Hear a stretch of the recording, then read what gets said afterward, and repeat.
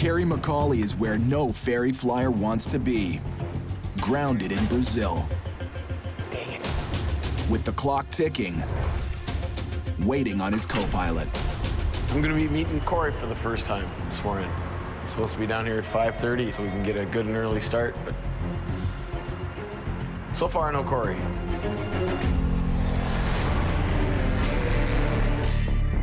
Cory's flown almost 2/3 of this trip with another pilot. I would like to ditch in front of a cruise ship because we'd be in the hot tub with a margarita within the hour. Where do I shut off the gas? But that pilot had to bail because of a schedule conflict.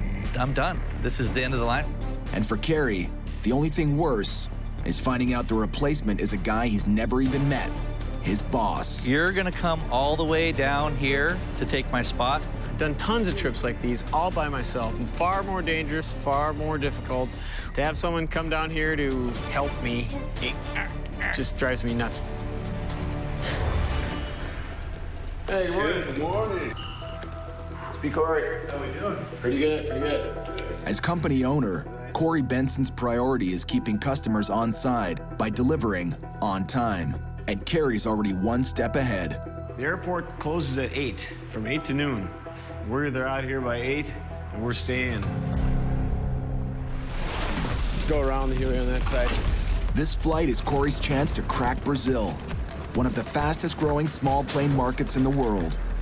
I know Cory wanted to do this by himself, but the first flight into a new country is so important for us. If they're happy, they may tell a couple people. If they're pissed off, they're gonna tell the world. And Cory's client expects the plane at his Brazilian ranch in less than 48 hours. I'm gonna go check weather and file a flight plan. If you wanna get her untied, either go in the office right there or talk to the guy with the truck. Cory and Cory are still finding their feet as a team, and it's costing them precious time. Oh, we gotta pay the landing fees too, so yeah. A scheduled airport closure leaves them less than an hour to get off the ground. If we don't get out of here by 8 o'clock, we're stuck till probably tomorrow, because by noon, we won't have enough time to finish the legs we need to get done today. Today's plan is ambitious. Log more than 1,800 kilometers over dense Brazilian jungle, where landing strips are scarce, if it all goes bad. All right, we're all set. It's a 10-hour day that puts them down just before sunset, but only if they're wheels up within minutes. Thanks. We got 30 minutes to get off the ground. All right, let's get this moment. The plane they're delivering is a Beechcraft Bonanza. Cory's brought it almost 5,000 kilometers with no mechanical problems. No. Until now. We do not have time to dink around with this. What the hell? We got no power for the plane. Well, if we can't get this started in a couple of minutes, it means we're staying here for a while. Do you want me to go see if the fuel truck has a jumper? Cory and Cory now have 15 minutes before the runway closes. No time to install a new battery. Why would I have totally dead battery? Here he is. We need to get jumped and get out of here. Can you jump us? We're having a really difficult time communicating. I'm not sure if they know what we need, but we have less than 10 minutes to get the airplane jumped and off the ground. He has no idea what I'm trying to say. Battery dead. We need to plug in. You got that? Yeah. We gotta hurry though. They're closing the runway. Time we got. We really do only have a few minutes. Emergency troubleshooting goes with the territory, but it's easier if you know the guy you're in deep with. Come on! Cory's usual go-to guy is a veteran pilot, Randy McGeehee. That light means we have 10 minutes left of fuel. Holy. Together, Cory and Randy have been through hell What was that? and high water.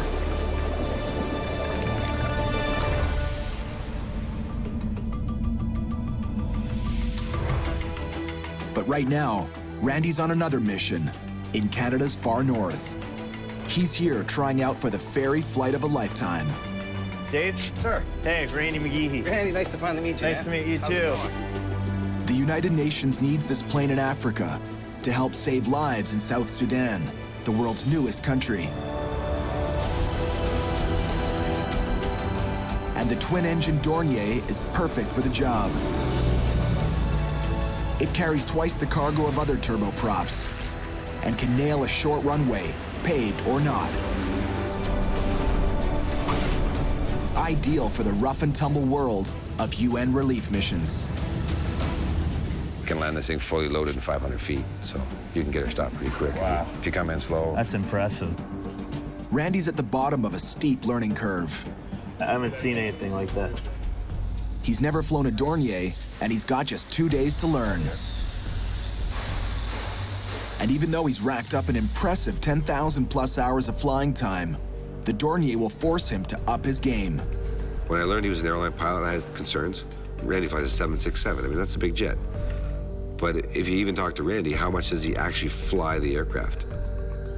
Well, not really. You push a button and it sort of does its magic, right? To jump into something like this now, where you're actually hands and feet back to old school, what he used to do, if you haven't done it for a long time, anyone's gonna get rusty. Aircraft flight manual here. Your standing operating procedures. The company operations manual is there. Looks pretty bad, man. It is a lot of info. That's a lot of reading. There is, but you're an airline pilot, man. You can figure it out. It's like a fire hose in the mouth.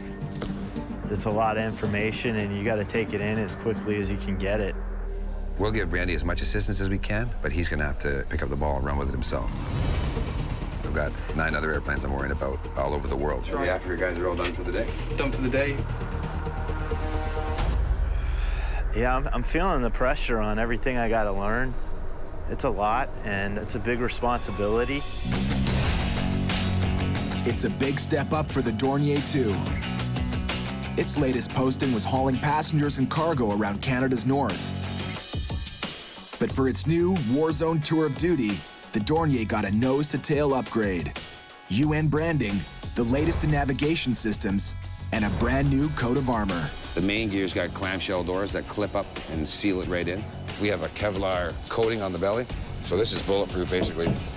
So we got all our markings on it, United Nations under this wing and on the top of the left wing. They're very specific on where they want it. There's also a UN under the belly that hopefully means don't shoot. I wonder if that gives us much protection at all, though. I guess for those who can read and don't have a problem with the UN. The last part of this trip, we're going into a really unstable part of the world. There's a lot of areas that we want to avoid overflying and definitely don't want to land in. So this is your basic layout. We got our normal checklist here. All right, so where's the autopilot at? We don't have autopilot, so. There's no autopilot on this plane? So we're gonna hand fly this thing like 9,000 miles. I didn't know that. On top of having to learn all the emergency procedures, normal procedures, and everything else, now I've got to be going back, reverting back to my old flying and having to concentrate on just flying the airplane. I don't think I've flown a plane like this without an autopilot or flight director since 10, 15 years ago. It's just a different style of flying. This is all hands and feet, so you do get lazy. I mean, I flew for the airlines, and yeah, you lose your hands and feet flying. And here, it's all we do. We don't have autopilots, so, you know, we're landing on some, you know, sometimes a 1,500-foot ice strip, so you're really flying the bus. You know the old saying, you can make, you know, hundreds of errors, but you just can't make any mistakes. Now, if he can't do the job, then he's not going. It's as simple as that. For ferry pilot Randy McGeehee, it's all or nothing. His rare shot at delivering a United Nations plane to Africa all comes down to these next few minutes. Company 207. 207, this is company, go ahead. Taxiing out for a training flight with Randy. Airman, your brakes, your control. Out of the airplane. Randy's never flown a Dornier. Let's do it. How this airplane lands and flies will be just a little different. You want to have that finesse and good hands, but it's not always that easy. Power set, airspeed's alive. Both sides, you have 2 good engines.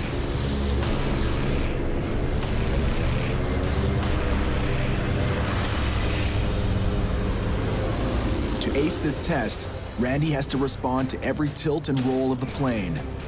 It's all about having the perfect touch. All right, man, it's your plane. Just bank around, get used to it, and have some fun.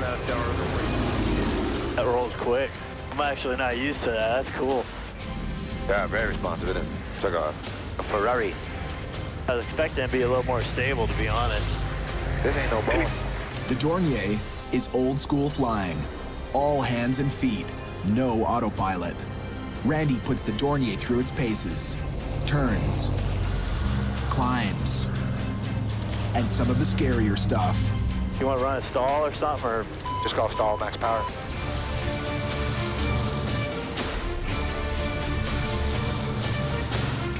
stall max power? We're set. Climbing right out of it pretty good. Yeah, you don't need to pitch for it at all. It'll just power right through it. Let's go. Way overpowered this airplane's off. All right, sweet.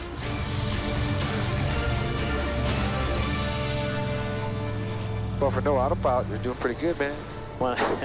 No V-bar, we're talking about no flight directors. I'm like, I'm actually going to have to start flying again. Not having any issues with this thing. For all the airline pilots, though, he's terrible. He's terrible. I was expecting him to be rusty, especially on his altitude control. He was nailing his altitude, even in a steep turn. I'm looking, and he's got it just on the rails going around the corner. Randy's hand flying is impressive. But the most challenging part is just ahead. The Dornier was built for balance. Heavy cargo in the rear, and passenger bags in the specially designed nose.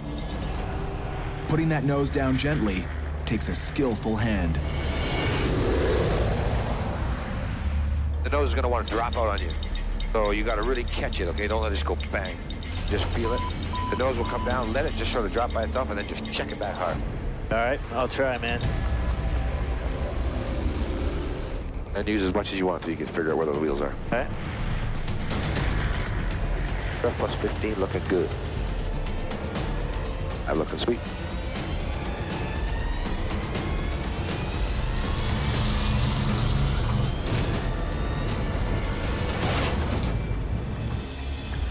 Very nice, sir.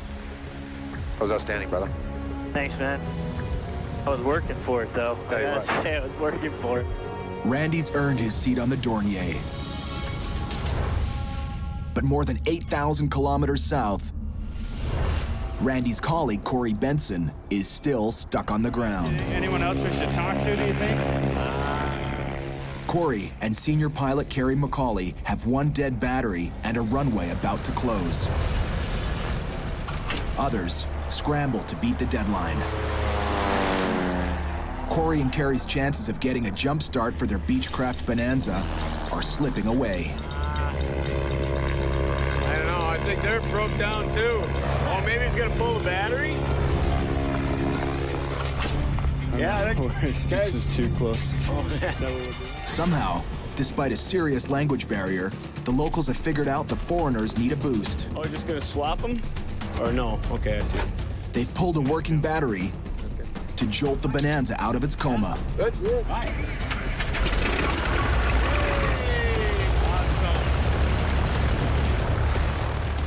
Oh, man, talk about cutting it close. Jeez.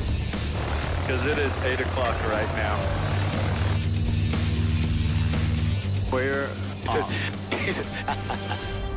A good co-pilot is like a relief pitcher, always ready to take over the game. Gary, with this being the first time that we've flown together, what do you want me doing? How do you want the cockpit etiquette to work out? You know, I do have quite a bit more experience. I guess, you know, I'd like to be the captain, but I always work as a team. And Kerry needs to know what kind of a teammate Cory's gonna be. Within the first minute, we got to get it figured out. We don't have time to get to know each other and time to figure out how each other flies. You really never know what another pilot's gonna be like till you fly with him. I need a guy that's gonna, you know, keep his cool, be good in an emergency. A good way to find out what your co-pilot's made of is to see how he handles an unexpected adrenaline rush.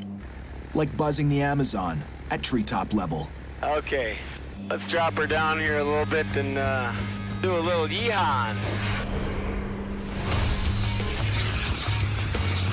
Woohoo! Yeah, baby.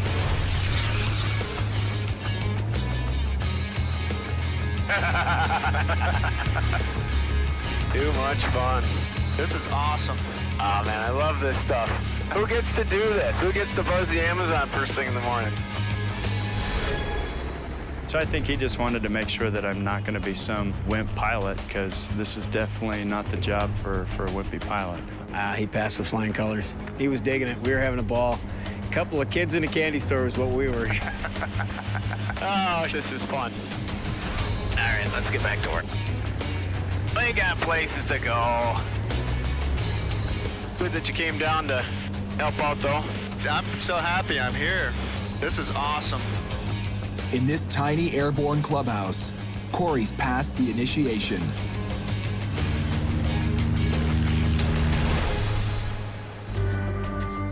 Far north of the equator, in Canada's Northwest Territories, Randy McGee's also made the cut. We're ready to hit the skies. I can't wait to get airborne, you know.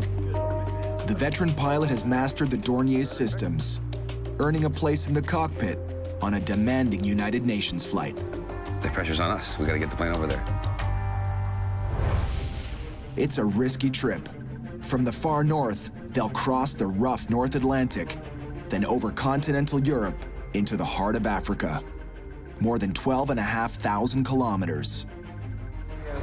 One spare of everything. I hope. Randy's used to being called captain, but on this flight, he'll answer to Dave Matheson. Ready to go? Yeah, I'm ready. Let's do this. Summit 202, clear takeoff runway 10. Clip takeoff 10, Summit 202. All right, brother, you have control. Is that max power? For Max power your is onboard altitude, is that correct? Airspeed That's line, both sides. That's 5 on 4. We got 2 good engines.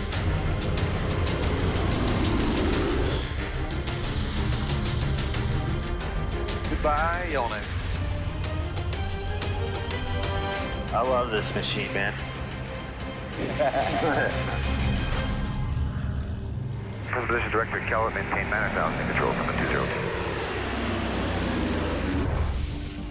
The first leg stretches nearly 2,300 kilometers to the remote northern community of Iqaluit. Well, we're not Kansas anymore, man. There is nothing around here but tundra and water. For 15 miles, I've got some type of light ahead, but that could be anything right now. Got it? Yeah, it's a town. It's kind of blurry, still some clag in the way. I don't even worry about it, though. I just flies the numbers. Cairo radio, good evening. Summit 202. They're putting down for the night to refuel the plane and themselves.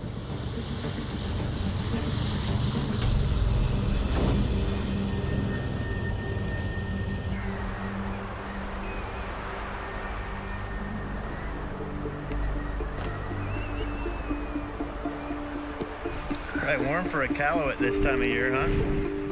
Warm is minus 20. To avoid a mammoth de-icing job, the plane must be towed indoors.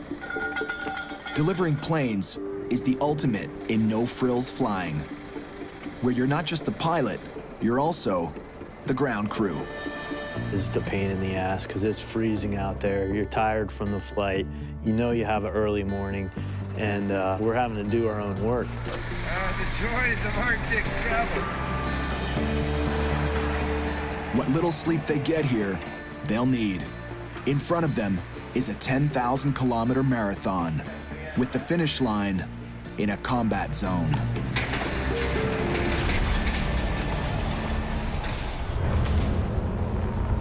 By the next day, sleep is a distant memory.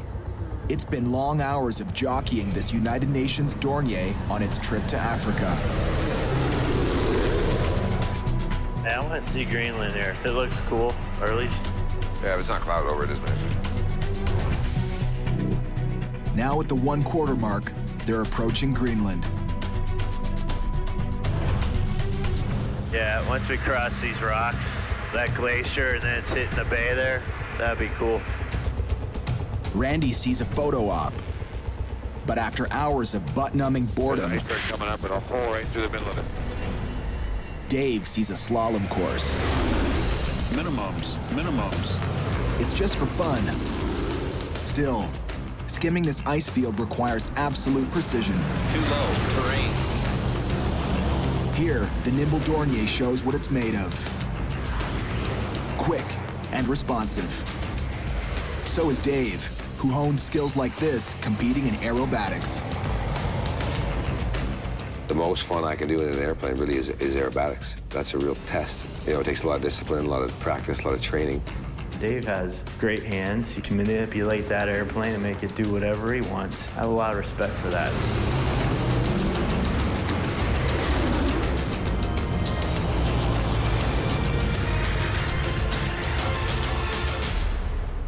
With the icebergs in their rear view, it's back to the business of rationing fuel for the long trip ahead. Are we there yet?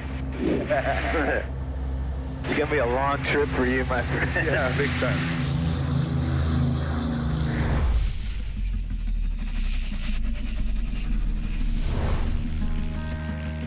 In the lower latitudes, above Brazil, Cory Benson is learning that the co in co-pilot is short for cooperate. Usually it's helpful that, you know, one of us is doing the navigating, so, you know, if you want to looking up frequencies and stuff like that. Okay, gotcha. Generally, when we're on other ferry flights, we switch back and forth, but he definitely likes to be the captain. He's in the left seat, and that's the way it is. They push into the heart of Brazil, and at the end of 1,800 kilometers, the Beechcraft Bonanza is ready for a fuel up. You want to do this one? Cory likes to drive, but in an emergency, he might have to hand over the reins. Sure. Which is why he needs to see Cory in action. As I recall, that's the runway that you come over a hill and a road and a fence. And as you touch down, the whole runway is downhill. So it's kind of tough to land on. You need to have your speed under control. You don't want to be going any faster than 75, 8 the max. This is Cory's chance to show Cory that he's more than just a passenger. Go ahead, new traffic, Bonanza 5603, Mike. Turning left downwind 13, go ahead. Looks like it's a quartering tailwind from the left. A little high.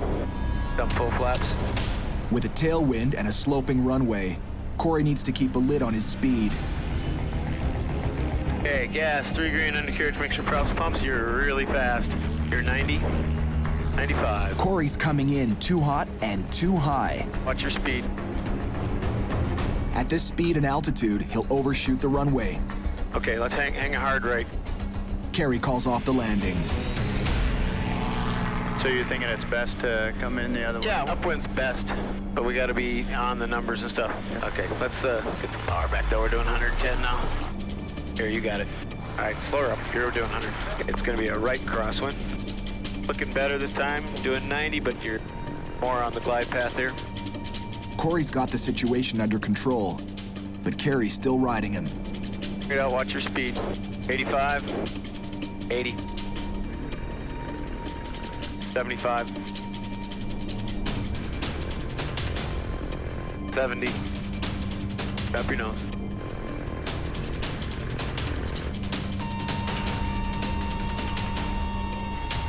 At the last second, Cory cuts the power and takes control of the plane. Flaps coming up. I got the brakes. I have the plane. Nicely done. You got the door. Unless it's life or death, seizing control from another pilot is bad form. Yeah, sorry about that power thing. I shouldn't have done that. That's all right. I got a little carried away. Airspeed was fine, everything was fine, and he went and just chopped the throttle. You don't reach over and take controls unless there's a danger, which there definitely wasn't a danger. I kind of screwed up his landing by cutting his power a little bit. But, you know, flying from the right seat is tough. This runway's got a big hill on it, and yeah, it was no big deal. Cory may be Cory's boss, but in the cockpit, the guy with the most experience is top dog, period.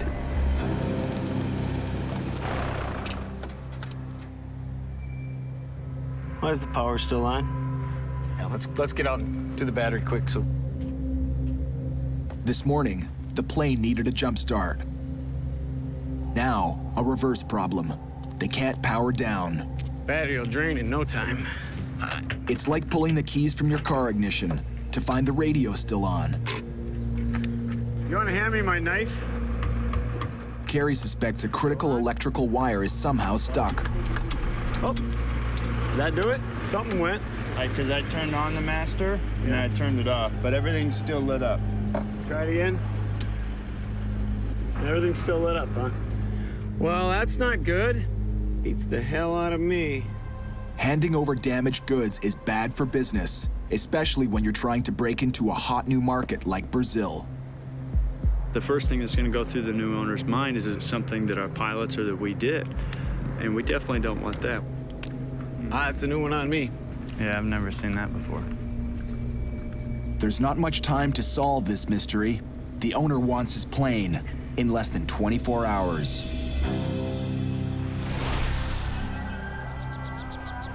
Now, in Egypt, Randy and Dave are facing trouble of their own. Morning, dude. Super Dave. How's it going, bro? Good, man. How'd you sleep? Really great, actually. How about you? I've been up since 1, crunching numbers. In 4 days, they've come 9,700 kilometers. But it's the last 3,000 that they're really worried about. Flying over war-ravaged South Sudan. Flight planners have us taking 6 hours and 37 minutes. And we have 7 hours of fuel. 23 minutes reserve, which is not enough. Yeah, that's not gonna work. Even with a full tank, their assigned flight plan from Egypt to South Sudan leaves them barely enough gas to finish the trip. Pilots call it fuel critical. So if we get any kind of a headwind, basically we won't make it. So I've been racking my brain all night trying to figure out how to make it work. If we can get any kind of a tailwind, it'll increase it to probably about 40 to 45 minutes of fuel, which is perfect. But a headwind, we won't make it. What other options do we have? I checked, didn't even land the cartoon. It's not an option. They said don't bother. It takes 48 hours to get permission, and it's sketchy. Yeah, it's not my first option. We don't have any other place to go, though, huh? There's no friendly place to land between here and there. It's almost 1,200 miles. And when we start up, we need an immediate taxi and also an immediate turn on course. Yep. Otherwise, they could vector us out 100 miles before they get us on course. We don't have. So hopefully they play ball. From the moment they switch on their engines, they're eating into their already slim fuel reserve. All right, man, fuel's critical. We need to take off as soon as possible. Roger. Summit 202 requesting position. We're ready to take off. But the guy in the control tower has other ideas. Negative. Damn it.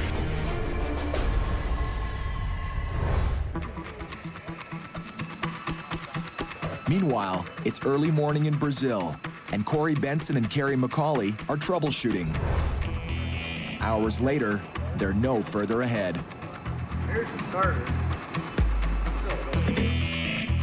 Make sure not to burn this battery down.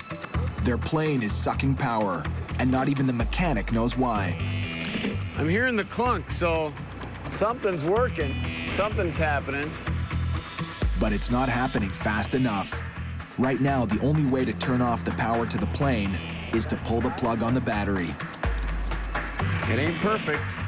Definitely unhooking the battery every time you shut the plane off is not an ideal situation, but Especially delivering it to the new owner I and know, have to get out and disconnect the battery. That's gonna kill me if I gotta say, it's got one little quirk. You gotta disconnect the battery every time you shut the plane off. It's a safety feature, though. Safety.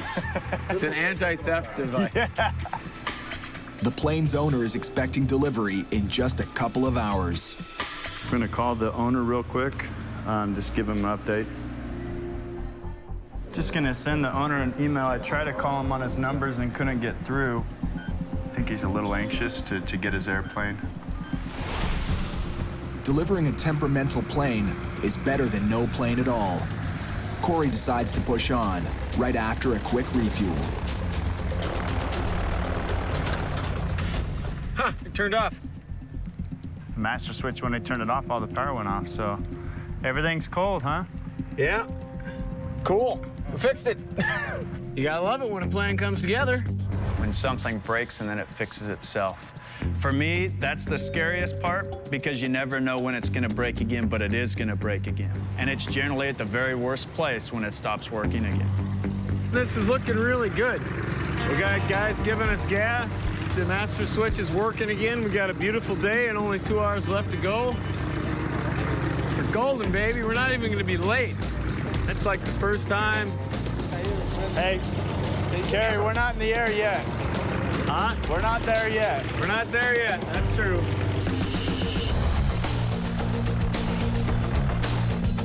We are out of here.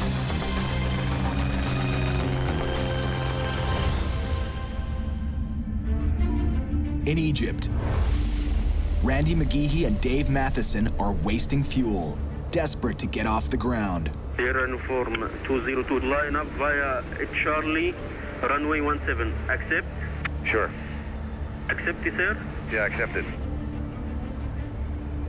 They're sent to the far side of the airport to await permission to take off. Another gas-guzzling delay. We're trying to take off and get out of here quick, and he's not helping us. Their flight plan leaves them only 23 minutes of reserve fuel. Every second on the ground will cost them in the air. Sierra Uniform 202, clear for takeoff. We have a takeoff, Intercept 212 from Alpha Sierra November, VOR, Summit 202. All right, buddy, you ready, hotshot? All set, let's get going. Finally, they get clearance to take off. Sierra Uniform 202, airborne time 18. Have a nice day. Their plane, a Dornier, is a strong climber. But in the desert, the air temperature is 40 degrees Celsius. The plane's engines are having to work harder, burning through the gas.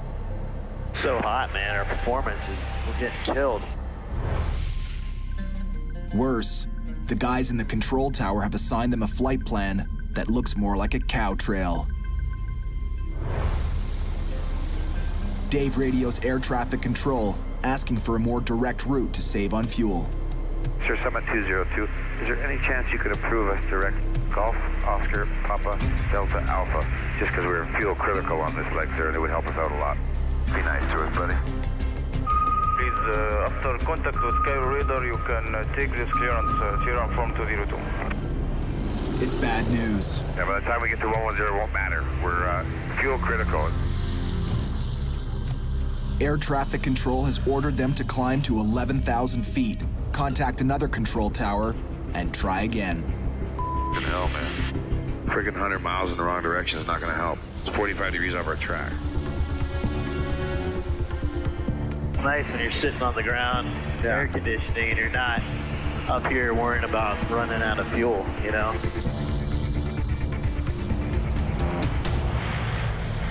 30 minutes later, they're in airspace controlled by another tower. Cairo, good morning. Sierra Uniform 202, 110. Request present position direct Golf, Oscar, Papa, Delta, Alpha. Fuel critical. I can't give you permission to overfly direct to this point. All I can do with you is to proceed direct New Bar, November Uniform Bravo Alpha Romeo. That's straight in the frickin' line. Translation, request denied. Again. That's why he won't turn us. I mean, he probably can't even work with Sudan airspace, you know? Randy and Dave will get one last shot at shaving time off this trip, but not until the halfway point. And with just 23 minutes of spare fuel to begin with, halfway could come too late. In the skies above Brazil, this Beechcraft Bonanza is trouble-free after some earlier power problems. It's a lot more mellow in the cockpit as well. What the hell is that? Cory, meet Hula Girl. Hula Girl was with me on all my ferry trips when I was a young lad. And she's kind of like my good luck charm, so I always bring her with on all my trips. Unfortunately, you break your leg one day? Oh, Hula Girl had an accident.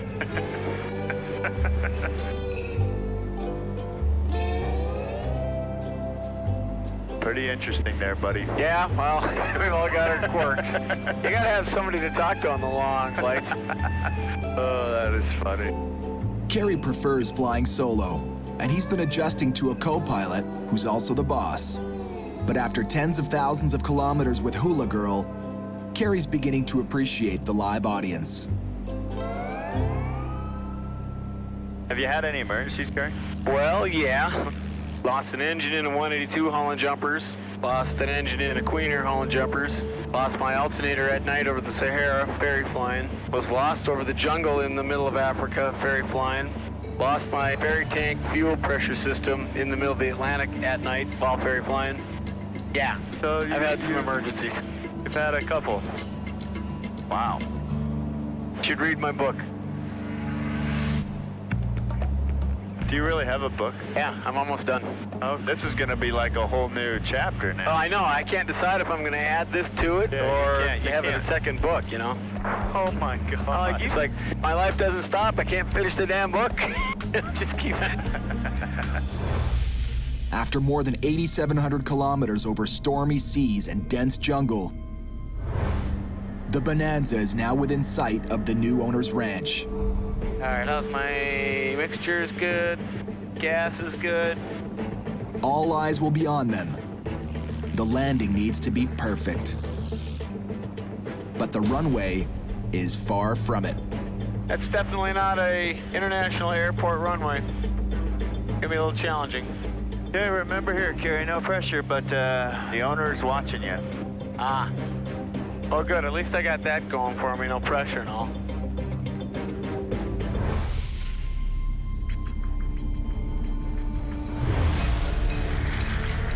Above the African desert, landing is the last thing Randy and Dave want to do right now. We're fuel critical on this leg to make Juba.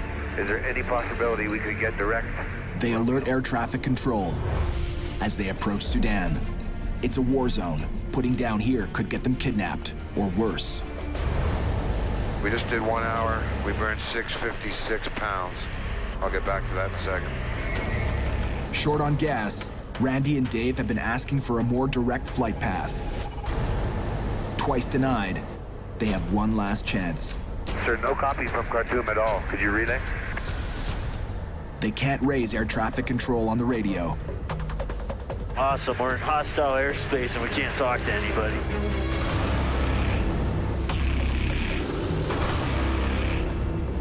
After several attempts, finally, they make contact.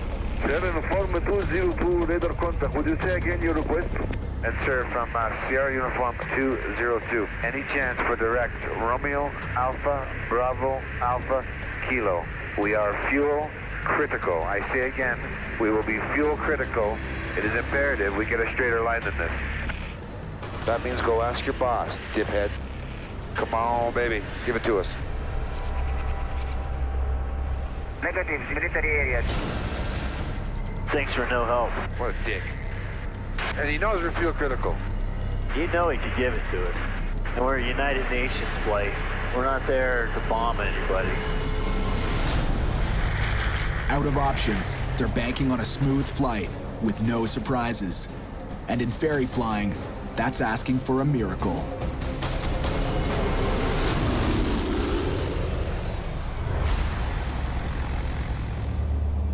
'85. Above Brazil, Cory Benson knows there's a lot riding on these next few seconds. It's his first delivery into the Brazilian market, his red carpet moment. But the runway is a dirt patch roller coaster. Oh, he's got a fence stand too. 75.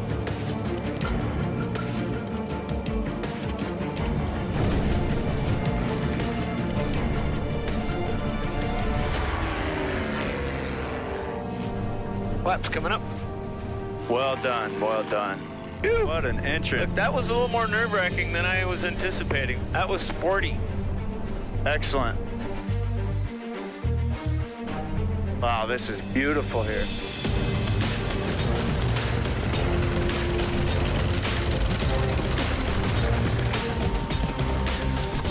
Woo. Hi, how are you? Very nice to meet you. Nice to meet you. This is beautiful here. Yeah, you did a Beautiful. good trip. Phenomenal. Team. Aha. Nice, huh? First time to get to see it, yeah. First time I touch it. Very good. I like the... Hula girl. Not enough. That's my hula girl, eh? Think you brought the gift for me? No. Let's toast, eh? Yeah. Hey, to the new plane. To the new plane. Congratulations. Yeah. Congratulations. To the delivery of the bonanza. Yeah. Cheers, toast. This is probably the best welcome that I've ever had, delivering airplanes. These people have just been so incredibly generous and excited, and you know, this is a passion of his. That's one of the fun parts about delivering some of these smaller planes. He's going to be using this, him and his wife and his family, coming to the ranch just like what we did here, and it was just a great welcome. Oh, we're going to be like that, are we?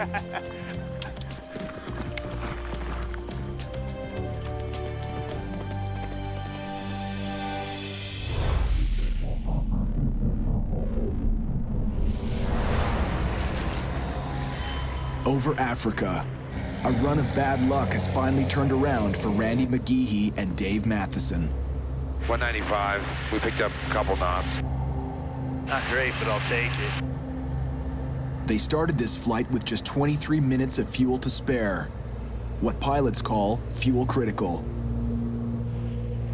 But Mother Nature's thrown them a bone, a tailwind that lets them ease up on the throttle and use less fuel. Every knot helps.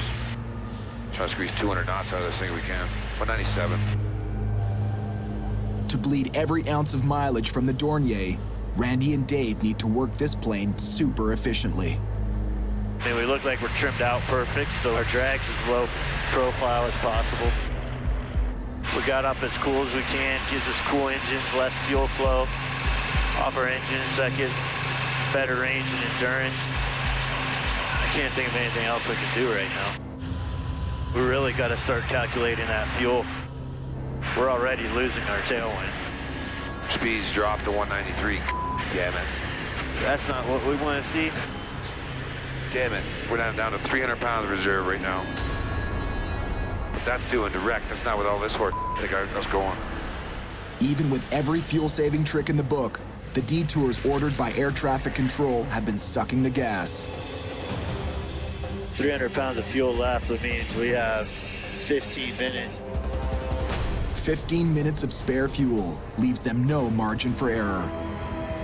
We've lost another 3 knots already since you started this fuel calculation. Everything's trending against us right now. We're losing time, we're losing airspeed, we're burning more fuel. It's not looking real good. And the view out their front windscreen is worse. Look at this, man.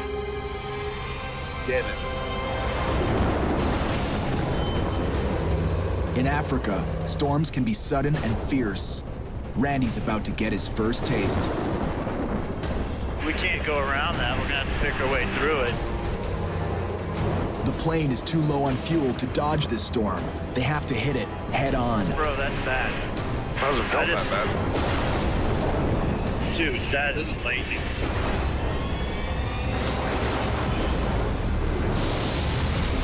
Next time on Dangerous Flights. Fireworks at 11,000 feet. Dude, we're in all sorts of trouble right now, man. Randy and Dave's Desert Storm isn't done with them yet. While in the far north, there's another rough ride into one of the most dangerous airports in the world.